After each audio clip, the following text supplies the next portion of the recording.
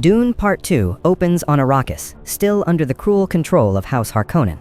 After the brutal massacre of House Atreides, everyone believes that Paul Atreides and his mother Jessica died in the desert. In truth, they survived and are now living among the Fremen. Baron Vladimir Harkonnen appoints his nephew, Glausu Raban, as the ruler of Arrakis, with one main goal: to increase spice production at any cost, without caring about the lives of the native people. Paul and Jessica travel with a group of Fremen led by Stilgar. During the journey, Paul kills Jamis in a duel of honor, an event that changes how the Fremen see him. Some begin to believe that Paul is the Lisan al-Gaib, the long-prophesied savior. Along the way, Paul finally meets Chani, a Fremen girl who has appeared in his dreams for a long time. Their meeting marks the beginning of an important relationship that will shape the future of Paul and Arrakis. Paul and Jessica arrive at Sietch Tab, the hidden home of the Fremen. Here, Paul begins to understand Fremen culture, which values discipline and sacrifice above all else. Water is treated as the most precious resource, and even death holds sacred meaning. Some Fremen welcome Paul with strong belief, calling him the Lisan al-Gaib, while others remain suspicious. Chani, who comes from the southern Fremen tribes, openly rejects the prophecy. She believes that Fremen freedom should not depend on an outsider. Stilgar then gathers the elders to decide the fate of Paul and Jessica. To prove the prophecy, Jessica is asked to undergo a dangerous ritual by drinking the water of life. If she survives, she will be accepted as the new Reverend Mother. This decision becomes a crucial turning point that determines Paul's position among the Fremen. The sacred ritual begins. Jessica drinks the water of life, a poisonous liquid derived from a giant sandworm. The poison nearly kills her, while Paul waits outside in deep anxiety. Outside, some Fremen are seen mocking Jessica, and Paul, witnessing this, feels confused. Chani explains that the Fremen are divided into two groups: the northern tribes, who strongly believe in the prophecy and await the destined savior, and the southern tribes who do not believe it at all. Jessica eventually survives the ritual. Her success leads to her being appointed as the new Reverend Mother. Even the unborn child in her womb is affected, gaining awareness and the distinctive blue eyes of the Fremen. This event strengthens Stilgar's belief that Paul is the Lisan al-Gaib. However, Paul rejects this idea. He insists that everything happening is the result of Bene Gesserit training, not divine destiny. Paul chooses to continue learning to live as an ordinary Fremen. Paul begins training with the Fremen and learns how to survive in the desert. Chani teaches him how to walk on the sand in a way that does not attract giant sandworms. Over time, Paul becomes more skilled and is accepted as part of the Fremen community. He takes part in attacks on Harkonnen's spice harvesting machines, spread across many regions of Arrakis. For the Fremen, spice is not just a valuable resource, but also a symbol of occupation and oppression.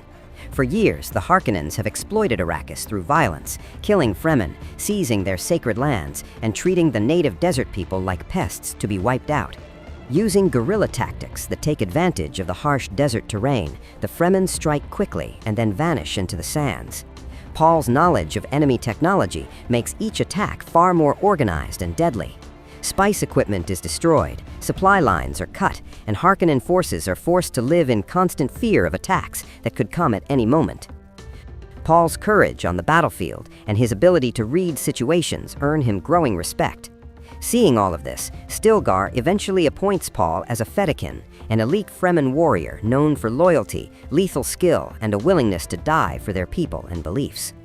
Paul then chooses the war name Muad'Dib, which means desert mouse, a small creature able to survive in the harshest environments. At the same time, Muad'Dib is also understood as the one who shows the way, a symbol of a leader who will bring change. The name begins to spread widely across Arrakis, told from one sietch to another as a new warrior leading the resistance. One day, Paul witnesses a Fremen riding a giant sandworm. He expresses his desire to do the same. Chani warns him that riding a sandworm is the most dangerous trial a Fremen can face. However, Paul remains determined. With Stilgar's guidance, Paul finally attempts to summon a sandworm using a thumper. When the massive creature emerges, it is far larger than he expected. Paul leaps forward and struggles to secure himself onto the worm's body. After an intense and dangerous effort, Paul succeeds in controlling the giant sandworm. The Fremen erupt in cheers. For them, there is no longer any doubt. Paul is truly seen as the fulfillment of the prophecy, the Lisan al-Gaib. The Fremen attacks continue to grow, pushing Baron Harkonnen into a furious rage. He scolds Rabban, blaming him for failing to control Arrakis. Spice production drops sharply, and the Harkonnen family's reputation is now at serious risk. In the end, the Baron makes a major decision. He removes Rabban from power and appoints Fade Rautha as the new ruler of Arrakis. Fade is known to be smarter, more ruthless, and highly ambitious. The Baron believes Fade can crush the Fremen and restore the Harkonnen family's former glory. This change in leadership marks a major turning point in the conflict on Arrakis. News about Muad'Dib finally reached Emperor Shaddam. Muad'Dib led the Fremen in destroying the Emperor's spice production machines. He also commanded the Fremen resistance against House Harkonnen. The name Muad'Dib began to be seen like that of a prophet by the people, and at the same time became a symbol of fear for the Harkonnens. Princess Irulan, after hearing this news, discussed it with the Reverend Mother. She suspected that Muad'Dib was Paul Atreides, who had survived.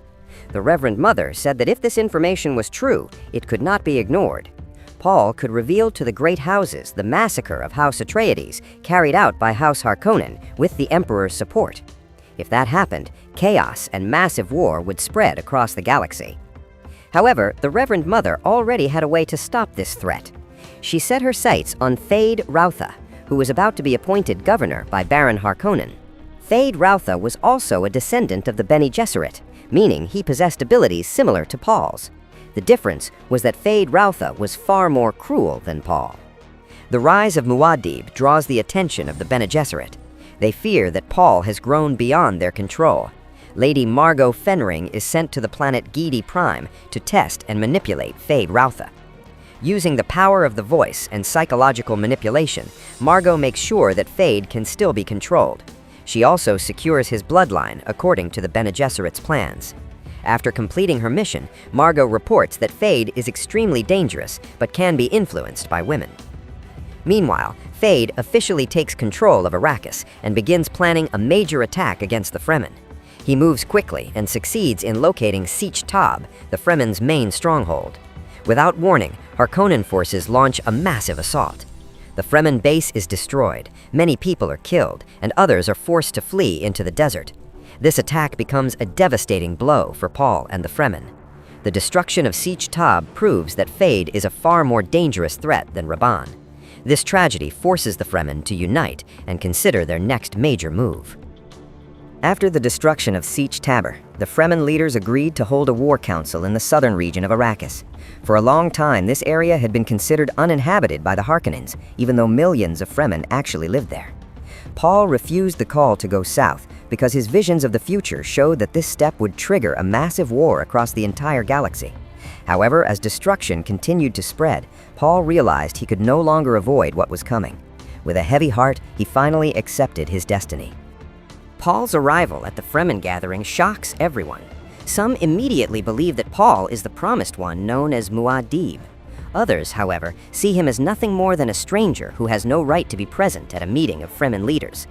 After drinking the water of life, Paul gains the ability to see both the future and the past. He then speaks in detail about the past of the Fremen leaders gathered there, describing it with perfect accuracy. In the end, everyone becomes convinced that Paul truly is the one who was promised. Paul then declares himself as the Lisan al-Gaib and promises to lead the Fremen people to freedom. Paul sends a message to Emperor Shaddam demanding that he come to the planet Arrakis to answer for his role in helping the Harkonnens slaughter House Atreides. Princess Irulan delivers the news of Paul's message to the Reverend Mother. The Reverend Mother is not surprised at all, because the Bene Gesserit have long been waiting for the Kwisatz Haderach, a figure capable of seeing both the future and the past. They had planted the Bene Gesserit bloodline within House Atreides. However, the Atreides family became too powerful and difficult to control. It is revealed that the true mastermind behind the massacre of House Atreides was the Reverend Mother herself. She was the one who ordered the Emperor to destroy the Atreides. Princess Irulan becomes afraid of what will happen if Paul wins this battle. The Reverend Mother then says that no matter who wins the coming conflict, the Emperor will still lose his throne. However, there is one way to preserve power. Princess Irulan must marry the victor of this struggle, whether it is Paul or Fade. In the end, the Emperor arrives on the planet Arrakis. His arrival prompts Baron Harkonnen to order Fade to inform the other great houses that a great war is about to begin on this planet. Elsewhere, Paul begins to plan the destruction of the Harkonnen forces while also overthrowing the Emperor. He divides the Fremen army into several groups, preparing himself to lead hundreds of thousands of Fremen warriors in a massive battle that will determine the future of Arrakis. Meanwhile, Baron Harkonnen and Robin meet with the Emperor. The Emperor asks whether the Baron knows who Muad'Dib truly is. The Baron replies that he does not. The Emperor then questions why the southern region of Arrakis has still not been brought under control. The Baron explains that the south is believed to be uninhabitable. However, the Emperor has discovered signs of life there. The Baron insists that he is not lying. Enraged by this, a Sardaukar commander cuts the Baron's oxygen line, leaving him helpless. Outside, Paul launches his mission by firing missiles at the Emperor's camp.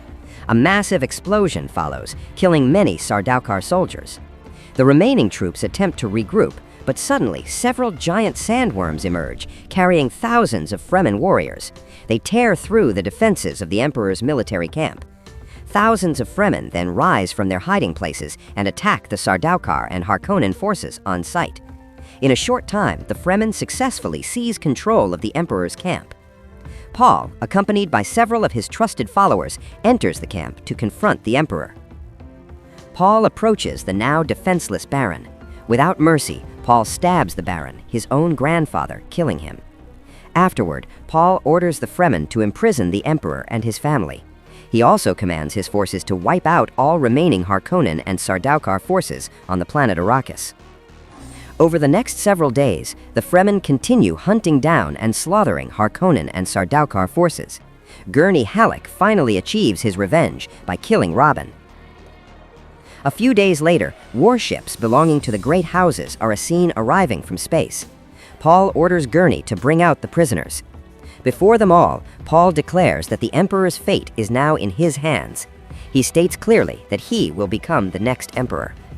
He demands that the Emperor be held accountable for the death of Duke Leto Atreides. He challenges the Emperor to fight him to the death or choose a champion to take his place. Fade Routha steps forward and offers to fight Paul. Paul tells Fade that they are brothers, but this revelation does not weaken Fade's determination to kill him. A fierce duel begins. Fade manages to stab Paul in the stomach and attempts to strike again. However, Paul pulls out the blade lodged in his body and drives it into Fade's chest, killing him. Paul emerges victorious. Seeing this, Princess Irulan declares that the debt of blood has been paid. She asks Paul to spare her father and offers herself as Paul's wife, a union that would secure his position as emperor. Paul then orders Emperor Shaddam IV to kneel and kiss his hand. The emperor obeys. Everyone bows before the new emperor, except for Chani, who turns away and leaves with a broken heart. Shortly afterward, Gurney reports that the leaders of the great houses refuse to submit to Paul's rule. Paul realizes that war is inevitable. He prepares to destroy anyone who refuses to bend the knee. In short, Paul leads millions of troops to invade the planets that refuse to submit to his authority.